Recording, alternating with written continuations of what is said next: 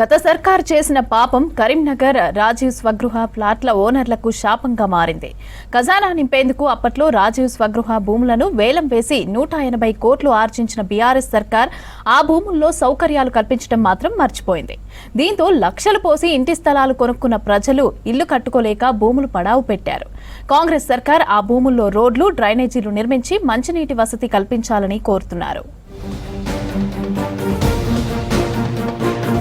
కరీంనగర్ నగరానికి ఆనుకొని ఉన్న తిమ్మాపూర్ మండలం నుస్తుల్లాపూర్లో 85 ఎకరాల్లో రాజీవ్ స్వగృహ అంగారిక టౌన్షిప్ ఉంది. ఈ భూమిని ముక్కలు చేసిన అమ్ముకున్న గత సర్కార్ 180 కోట్లు ఆర్జించింది.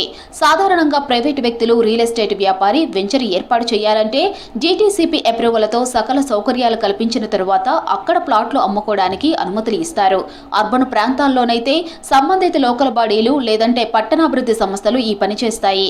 కానీ అంగారిక టౌన్షిప్లోని 85 ఎకరాల భూమిలో ఎలాంటి సౌకర్యాలు కల్పించకుండానే 816 ప్లాట్లుగా విభజించి గత సర్కార్ వేలం వేసి నిధులు సమీకరించింది. ప్లాట్ల వేలం సమయంలో అప్పటి సర్కార్ కొనుగోలుదారులకు అక్కడ అన్ని రకాల సౌకర్యాలు ఏర్పాటు చేస్తామని బ్రౌచర్లు ముద్రించి ఫక్త్ రియల్ ఎస్టేట్ వ్యాపారిలాగే వ్యవహరించింది. మొత్తం 816 ప్లాట్లలో 784 ప్లాట్లు అమ్ముడుపోయాయి. డిటిసిపి హెచ్ఎండివే అప్రూవల్ ప్రకారంగా అభివృద్ధి చేస్తానని చెప్పింది. ఆ మేరకు మరి సౌకర్యాలన్నీ కూడా కల్పిస్తామని చెప్పేసి ఆనాడు ఉన్నటువంటి అధికారులు తెలిపినారు. కానీ ఆనాడు ప్రీబిడ్ సమావేశాన్ని ఏర్పాటు చేసినటువంటి కలెక్టర్ గారు తదితర అధికారులంతా కూడా మరి రోడ్లు కానివ్వండి, డ్రైనేజ్ పనులు కానివ్వండి, నీటి సదుపాయాలకు సంబంధించిన పనులు కానివ్వండి, పూర్తి స్థాయిలో విద్యుత్ సౌకర్యాలు కానివ్వండి, పార్కు అభివృద్ధి కానివ్వండి, ముఖద్వార నిర్మాణం కానివ్వండి, అట్లాగే విద్యుత్ సబ్ స్టేషన్కు సంబంధించినటువంటి కేంద్ర నిర్మాణం కానివ్వండి, ఏ పనులు ఈ ఒక్కటి కూడా ఈనాటికి చేయకపోవడం ద్వారా ప్లాటు యజమానులంతా కూడా తీవ్ర నైరాశ్యంలో, తీవ్ర క్షోభలో వాళ్ళు ఉన్నటువంటి సందర్భం. రాజీవ్ స్వగృహ టౌన్షిప్ మొత్తం Karimnagar Satavahana urban development authority పరిధిలోకి వస్తుంది. సుడా లేఅవుట్ ప్రకారం ఇక్కడ వెంచర్లో రోడ్లు, డ్రైనేజ్, పార్కులు, స్కూళ్లు, ఆసుపత్రి, గుడి, మసీదు, చర్చ్, క్రీడా మైదానం, సూపర్ మార్కెట్ వంటి అనేక వస్తువులు కల్పించాల్సి ఉంటుంది. వీటన్నింటి కోసం స్థలాలు వదిలేశారు. కానీ ఆ స్థలాల్లో సౌకర్యాల కల్పనకు డబ్బులు కేటాయించకపోవడం పట్ల విమర్శలు వ్యక్తమవుతున్నాయి. కేవలం విద్యుత్ తీగలతో కరెంటు స్తంభాలు వేసినా ఒక్క రోడ్డు కూడా వేయలేదు. ఇండ్లు నిర్మించుకోవాలంటే నీటి వసతి తప్పనిసరి.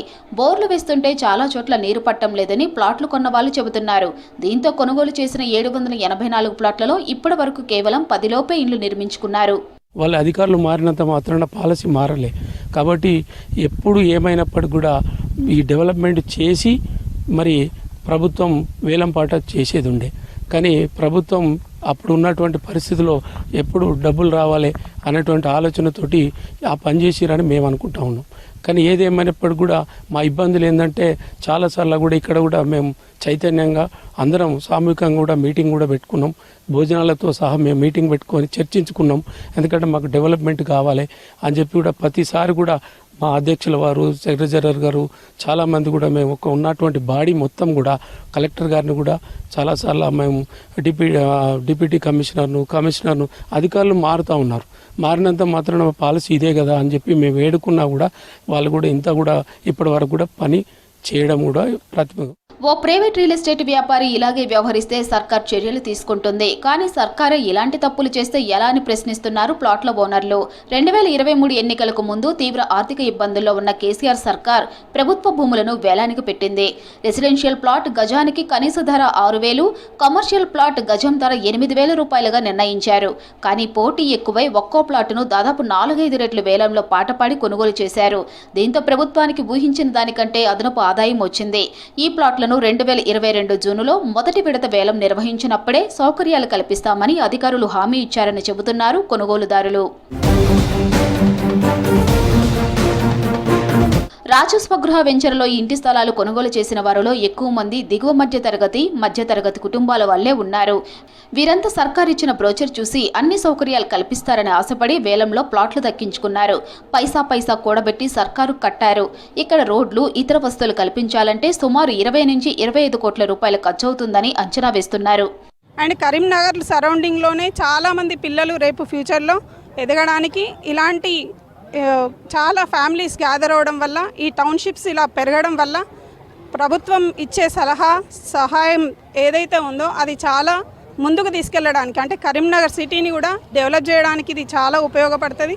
కాబట్టి ముందుకొచ్చి ప్రభుత్వం ఈ సమస్యలు ఏవైతే ఉందో ఇవన్నీ పరిష్కరించడం వల్ల రేపు భవిష్యత్తు కరీంనగర్ మహానగరంగా ఉండడానికి సహాయం చేస్తుందని కోరుకుంటున్నాను. ఇంటి స్థలం కొనుక్కొని ఇల్లు కట్టుకుందామనుకున్న స్వగృహ భూముల ఓనర్లు ఇప్పుడు ప్రభుత్వం కల్పించవలసిన సౌకర్యాల కోసం ఎదురు చూస్తున్నారు.